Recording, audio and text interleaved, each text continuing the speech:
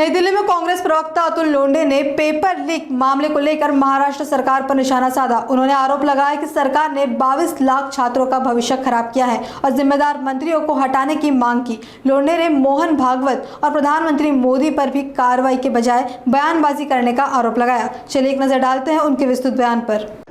असं आहे की तो भिड्यांचा आंबा नाही आहे। भिड्यांचे आंबे तुम्ही आपल्या घरात ठेवा।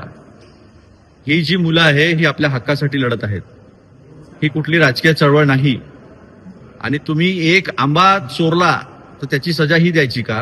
तर विद्यार्थ्यांचं करिअर, विद्यार्थ्यांचं आयुष्य, विद्यार्थ्यांचं भविष्य एका आंबा चोरीच्या बरोबरीने तुम्ही तुलना करता। आणि तुम्ही महाराष्ट्र राज्याचे उच्च शिक्षण मंत्री होत।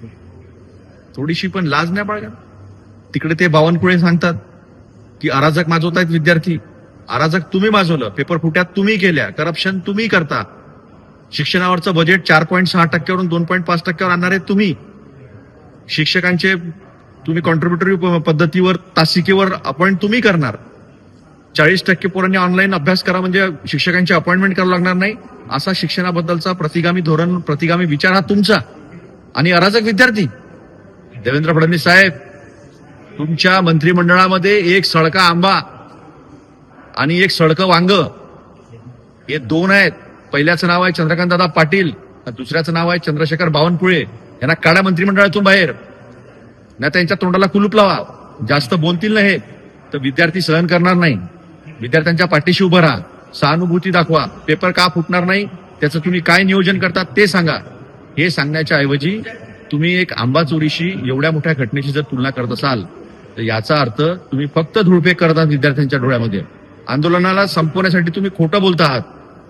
तुम्ही ते पाप केलेलं आहे ज्याची कधी माफी नाही होऊ शकत। 2024 मध्ये ज्यांनी पेपर फोडला त्यातले 2 लोक आज उत्तर प्रदेशमधले हे बीजेपीचे आमदार आहेत।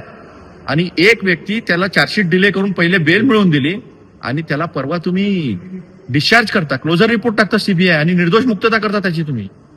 इतकं नालायक सरकार आणि इतकं असंवेदनशील सरकार जे आहे विद्यार्थ्यांच्या प्रती आम्ही कधीही पाहिलं नाही। त्यामुळे विनंती आहे देवेंद्र फडणवीस साहेब, तुमच्या मंत्रिमंडळातला हा सळका आंबा आणि ते सडलं वांग ते बाहेर काढा मंत्रिमंडळ।